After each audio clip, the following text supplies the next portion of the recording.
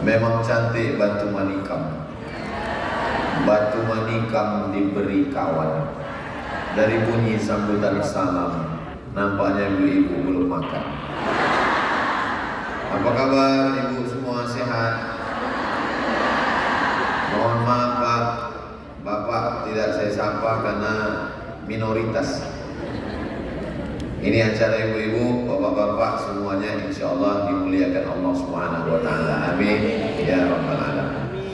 Saya dipesan oleh Ustadz Lukman, besok Ustadz Abdul Somad akan ketemu dengan ibu-ibu yang jumlahnya 1000 orang. Saya sangka rupanya memang betul 1000 orang. Ramai sekali. Jadi kalau 1000 orang ini ngaji 1000 ini pulang ke rumah jadi 2000. Kenapa? Karena ibu-ibu ini akan memaksa suaminya dan suaminya ikut semua. Lalu kemudian dia cerita ke anaknya jadi 3000, menantunya jadi 4000, cucunya 4500. Jadi memang peran perempuan itu luar biasa. Makanya dikatakan an-nisa, perempuan imadul bilad. Tiang negara Indonesia ini, tiang dunia ini perempuan. Idza sholahat sholahatil bilad. Kalau perempuannya baik, negeri jadi baik. Tapi kalau sudah perempuannya rusak, hancur, maka rusaklah semuanya. Saya dipesan supaya Ustadz Somad cerita bagaimana ibu Ustadz Somad dulu mendidik dan mengajar Ustadz. Jadi dia selama dalam perjalanan, itulah yang saya ulang-ulang lagi. Gimana dia dulu ya? Karena tidak ada bukunya. Kalau ngajar hadis ada bukunya, ngajar tafsir ada kitabnya. Tapi kalau permintaan khusus Ustadz Lukman ini di perjalanan, apa yang mesti saya ingat? Akhirnya saya simpul, ringkas-ringkaskan. Dapat saya lah 5 poin. Nah, inilah yang akan saya sampaikan insya Allah. Bagi yang menulis silakan catat, bagi yang tidak menulis insya Allah rekamannya bisa diputar ulang di channel Ustadz Abdul Somad Official. Subscribe, like, share, and comment. Yang pertama, seingat saya, ibu saya itu dia suka bercerita. Jadi saya di antara pendidikan itu adalah cerita ibu. Nah sekarang banyak ibu-ibu ini tidak sempat cerita dengan anak-anaknya. Tidak ada komunikasi dengan anak. Kenapa tidak sempat cerita? Karena sibuk scroll.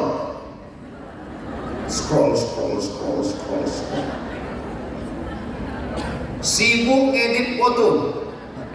Sudah pakai 5 filter masih hitam juga. Sibuk di grup WhatsApp. Ini yang saya bicarakan ini tidak ada di Pontianak. Yang di Pontianak ini solihah. Kalau ada yang tersinggung berarti ada. Jadi dia selalu bercerita, tapi karena dia bukan S1, S2, S3 profesor, jadi cerita dia itu tidak cerita tentang sahabat Nabi, mungkin dia tidak tahu. Dia selalu bercerita tentang kakeknya, ayahnya, neneknya. Dia selalu cerita yang selalu dibanggakannya ke saya, kakeknya. Kakekku dulu namanya Syekh Abdurrahman, dia belajar ke Patani, Thailand. Dari Thailand dia pergi ke Makkah, dia di Makkah 7 tahun, kitabnya 3 kereta lembu. Ini selalu saya diceritakan tentang kelebihan-kelebihan. Syekh Abdul Rahman itu punya istri namanya Hajah Siti Maryam. Maryam ini kalau beli garam 1 goni, ketika sampai ke dapur tinggal setengah goni. Loh, kok garamnya tinggal setengah goni, Mak? Karena dia beli garam, dia takut garamnya ini dijilat anjing karena dijemur di tepi pantai. Maka sampai ke rumah disamaknya garam itu. Garam kalau disamak dicuci 7 kali kan tinggal setengah. Jadi cerita itu melekat ke kepala saya. Nenekku namanya Hajah Siti Maryam. Maryam itu dulu kalau bertanam padi, biasanya orang menyemai dulu. Diambil bibit padi itu, ditanam untuk nanti ditanam di tengah sawah. Biasanya dia tanam sepertiga untuk dia, yang 2/3 dibagi-bagikannya. Begitulah kedermawanannya. Nenekku dulu di depan rumahnya ada pasar, kalau mau hari raya dibelikannya baju fakir miskin. Jadi cerita-cerita itu masuk ke kepala saya sebelum saya masuk sekolah, sebelum masuk pondok, sebelum ke Mesir, sebelum ke Maroko, sebelum ke Sudan. Cerita itulah yang masuk ke kepala saya juga. Makanya ibu-ibu mesti bercerita. Kalau belum pandai cerita, nanti kita minta Ustaz Lukman buatkan kursus cerita. Bagaimana supaya ibu bercerita? Karena Quran itu juga isinya cerita. Cerita Ashabul Kahfi, cerita Nabi Adam, cerita Nabi Musa, cerita tentang Nabi Isa. Satu surat khusus, surat Maryam, Faqsusil Qasasa. Ceritakan cerita-cerita ini la'allahum yatafakkarun, supaya manusia itu berpikir. Setiap kita ini punya akal, punya otak, punya pikiran, tapi tidak semuanya on. Banyak yang off. Hanya saja tidak tertulis. Allah masih sayang. Kalau Allah tak sayang, tertulis di situ off. Bagaimana mengonkannya? Mengonkannya itu adalah dengan cerita. Dan saya lihat Ustaz Lukman selalu bercerita. Dia bercerita bahwa beliau masuk ke dalam hutan, ternyata mereka makan ikan teri yang berulat. Beliau masuk ke dalam hutan, ternyata santri-santrinya di kebun karet karena tidak ada WC. Beliau masuk ke dalam hutan, ternyata di dalam hutan mereka makan beras bercampur dengan ubi. Cerita. Dan hidup ini adalah cerita. Termasuklah pertemuan kita hari ini akan menjadi cerita yang akan saya bawa pulang ke Pekanbaru.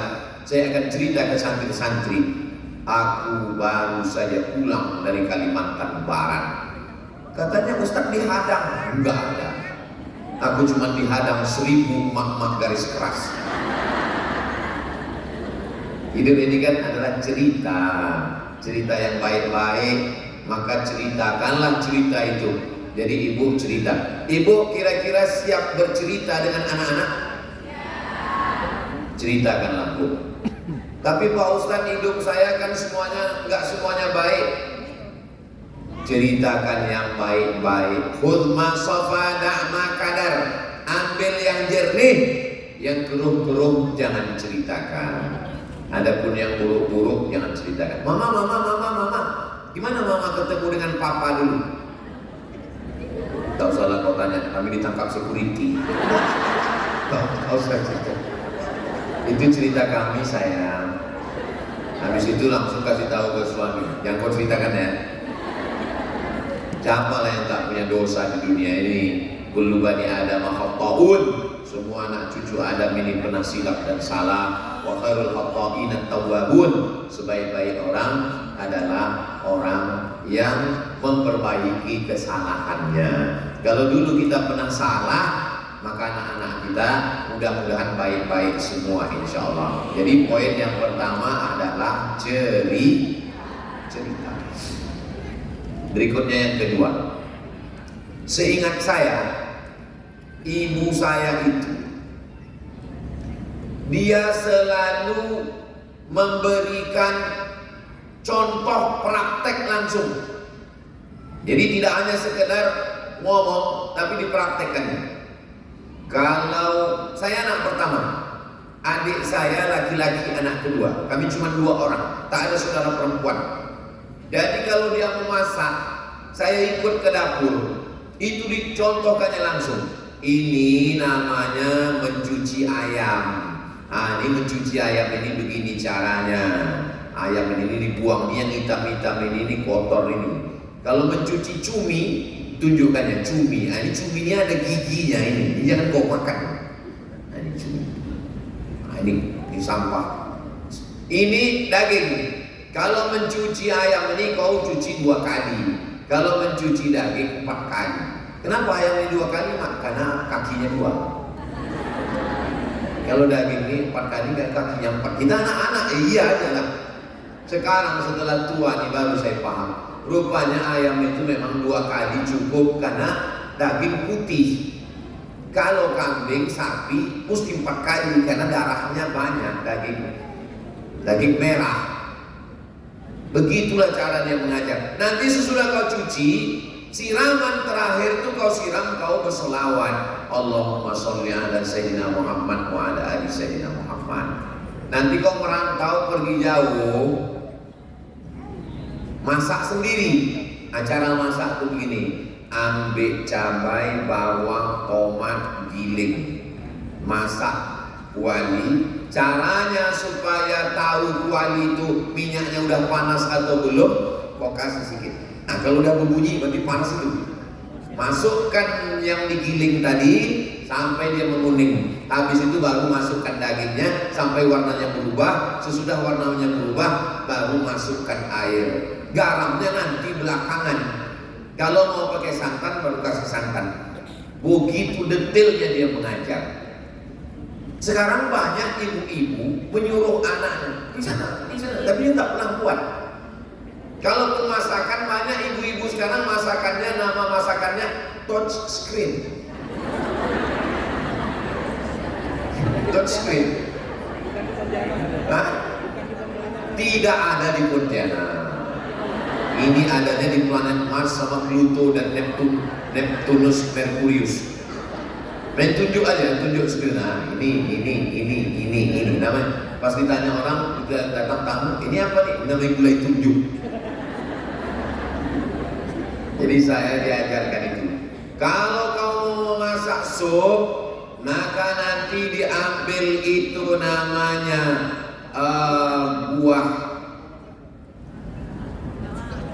buah pala, kayu manis, kulit manis, bawang putih, ditumbuk halus, digoreng sampai dia mempisah.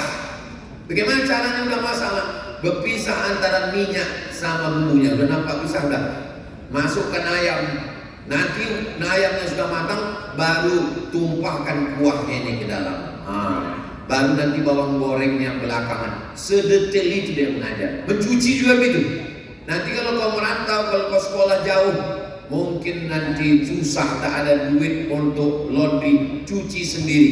Jangan masukkan celana, baju yang bernajis kotor, itu berubah jadi najis. Nanti kalau kau pakai sholat, tak bisa dipakai sholat karena bernajis. Jadi gimana caranya? Masukkan dulu. Setelah dicuci, dibilas. Setelah dibilas, disiram terakhir. Waktu siram terakhir itu bersolawat pakai air suci mensucikan. Allahumma sholli ala sayyidina Muhammad wa ala ali sayyidina Muhammad. Jadi sampai sekarang itu saya ingat, saya ajarkan ke istri, saya ajarkan ke anak sebelum belajar fikih di Al-Azhar. Maka betul barulah belakangan saya paham. Oh, ternyata itu makna al-madrasatul ula. Ibu adalah sekolah yang pertama. Sekolah yang pertama adalah ibu. Masakan yang paling enak adalah masakan ibu. Setelah meninggal, saya ajarkan istri, adik ipar, mbak yang memasak di rumah. Dulu dia selalu masak begini-begini, kalian buat macam ini. Dulu dia selalu masak gini. Lama-lama agak mirip rasanya, lama-lama supaya mereka belajar. Supaya apa? Ini tidak bisa diwakilkan oleh orang lain. Jadi ibu-ibu, saya dapat kiriman video tentang suami 20 tahun menikah makan nasi bungkus. Waktu suaminya bilang, inilah penderitaanku, udah 20 tahun makan nasi bungkus. Istrinya, oh. Ibu dapat tak kirimannya? Kalau belum nanti ku kirim. Padahal belajar masak itu mudah sekali. Masak asam pedas, masak sup, masak rendang, masak gulai, mudah sekali. Asal mau belajar, anak-anak perempuan ajarkan. Zaman sekarang kan mudah Pak Ustaz, tinggal telepon datang, Gojek bawa makanan. Makanannya mungkin sama, tapi rasanya beda, Besti. Ini kita ini sekarang masalah rasa ini. Air panasnya sama, tehnya sama, gulanya sama, tapi rasanya bisa beda. Kenapa? Karena yang membuat itu adalah buah hati belayan jiwa, siang dan malam terbayang-bayang, makan tak kenyang, tidur tak lelap. Jadi kadang ibu meremeh-temehkan yang kecil-kecil, yang remeh-temeh, yang sepele. Alah, itu kan bisa si anu yang buat. Alah, masalah teknik kan bisa buat sendiri. Jangan sampai nanti si bapak merasakan lebih nikmat teh yang dibuat si daripada yang ibu buat. Jangan sampai nanti saking dekatnya anak ibu dengan asisten rumah tangga, dulu namanya pembantu, sekarang asisten rumah tangga. Saking dekatnya anak ibu dengan asisten rumah tangga, pas pulang asisten rumah tangga demam mana ibu? Ibu keluar kota sebulan sehat ya. Ada yang lebih mengerikan lagi. Pas asisten rumah tangga pulang, suami ibu yang demam.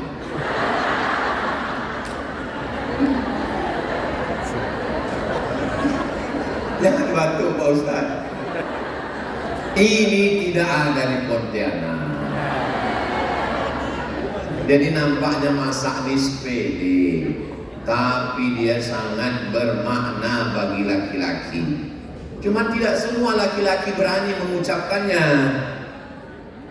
Jadi banyak sekali ucapan-ucapan saya ini adalah mewakili laki-laki yang tertindas. Makanya mereka kalau mendengar tausiah saya ini, gua banget Ustaz. Inilah yang selama ini kami ingin ungkapkan Ustaz. Terima kasih Pak Ustaz. Ustaz sudah menjadi wakil rakyat laki-laki. Nah, ini saya tidak ada maksud lain supaya ibu lebih perhatian. Besok yang selama ini cuek, sepele, hanya masalah air minum, hanya masalah makanan, hanya masalah pakaian. Nah ini praktek langsung.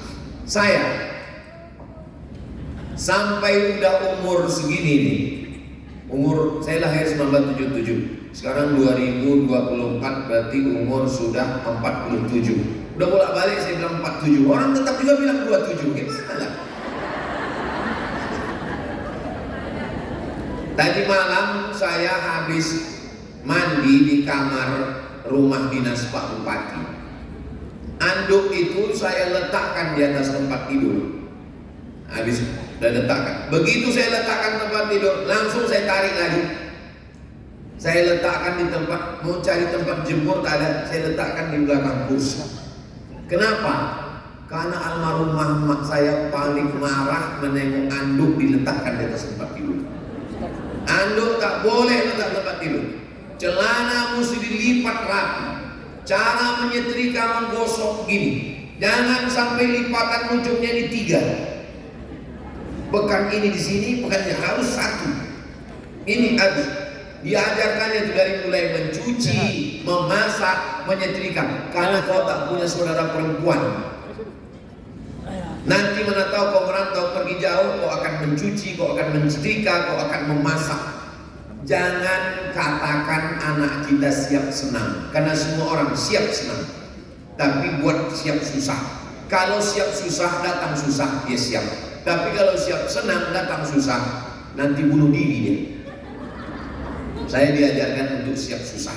Ketika senang yang datang, alhamdulillah. Ketika susah yang datang, saya siap masak sendiri, saya siap menyuci sendiri, saya siap hidup sendiri. Nah, jadi anak-anak kita ini diajarkan berdiri di atas kaki sendiri. 3. Dia seingat saya sangat tegas dalam masalah prinsip tidak boleh menganiaya orang. Malam saya bawa mobil-mobilan kecil, udah mau tidur ini, di atas tempat tidur ingat tadi mobil-mobilan ngeng kecil masih 10 meter. Dapat dari mana ini? Dapat di jalan tadi mah, punya siapa?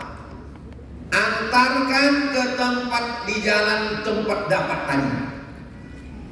Masuk ke kepala sampai sekarang. Kenapa begitu? Karena yang kau ambil di dunia ini, nanti di akhirat mobil ini akan menjadi besar dan kau akan memikulnya hari kiamat. Dulu karena kita anak kecil percaya aja, tapi setelah lama-lama saya berpikir, apa iya mobil itu jadi besar? Ternyata hadisnya ada. Walaupun dia tak pernah belajar hadis, hadisnya ada. Wa may yaghlul, siapa yang curang, ya'ti bima ghalla yaumal qiyamah. Siapa yang curang, dia akan membawa kecurangannya pada hari kiamat. Oh, jadi banyak saya ketemu hadisnya belakangan, tapi ilmunya saya sudah dapat duluan. Tidak boleh membawa. Kawan saya ketika habis musim panen padi, itu banyak sarang burung tempuan. Makanya ada pepatah Melayu, kalau tak ada berada takkan tempua bersarang rendah. Burung tempua sarangnya dengan pohon kelapa. Tapi kalau sudah musim padi turun ke bawah. Habis musim padi, kawan-kawan ini banyak mengambil anak burung tempuan. Ibu saya sangat marah. Jangan memelihara anak burung, karena kau sudah memisahkannya dengan induknya. Bagaimana kalau kau diculik orang? Dipisahkannya dengan anak, tahan hidup sendiri. Ya, maka saya tak pernah mengambil anak burung. Kalau mengambil anak burung sama induk-induknya sekalian, dikasih makan yang baik. Bagaimana kalau kau tak dikasih makan? Selalu menarik sesuatu itu ke diri kita. Kalau burung punya induk, dipisahkan sakit, kau juga dipisahkan dengan ibu sakit. Nah begitulah dia, selalu ditarik perasaan ke kita. Pernah satu hari saya dibawa kondangan. Saat di tempat undangan itu, maaf, ada anak yang kurang sempurna, cacat. Mata saya menengoknya lama. Kita anak kecil, nengok orang yang kurang sempurna lama. Begitu pulang, apa kata dia? Nanti kalau nampak begitu lagi jangan tengok lama-lama, karena kesinggung perasaan dia. Tengok sekali cukup. Dia itu tamu Allah. Boleh jadi dia lebih dulu masuk surga daripada kita, karena dia tak berdosa. Sampai hari ini, dimanapun saya tausiah, ceramah, bertamu, acara walimah, pesta, asal nampak saya orang yang tak sempurna, langsung saya ingat almarhumah, saya ingat Gusti Allah. Masuk ke kepala, ke otak, ke tangkai jantung, ke hati. Yang di kelas boleh jadi tak masuk. Kenapa? Karena itu hanya persiapan ujian akhir semester. Tapi kalau nasihat ibu itu luar biasa. Makanya saya heran, bisa-bisanya sekarang ada video anak-anak mengejek nenek-nenek, mengejek orang cacat, mengejek ibu-ibu. Kok bisa mereka mengejek? Mana ibunya? Kenapa ibunya tidak pernah mengajar? Ustaz kok mengajar menyalahkan ibu semua bapak-bapak? Gimana saya bapak-bapak tak ada di sini. Bapak-bapak sibuk mencari nafkah. Yang paling lama dengan anak adalah ibu. Maka kalau nampak anak kurang ajar, itu berarti yang kurang ajar.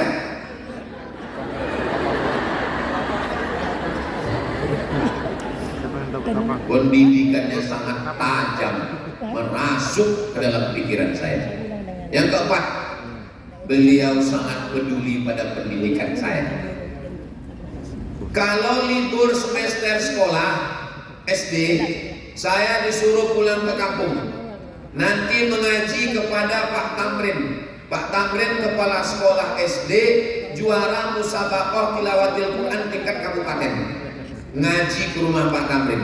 Nanti kau ngaji ke rumah Syekh Muhammad Ali. Syekh Muhammad Ali adik ibu saya, pamannya dia.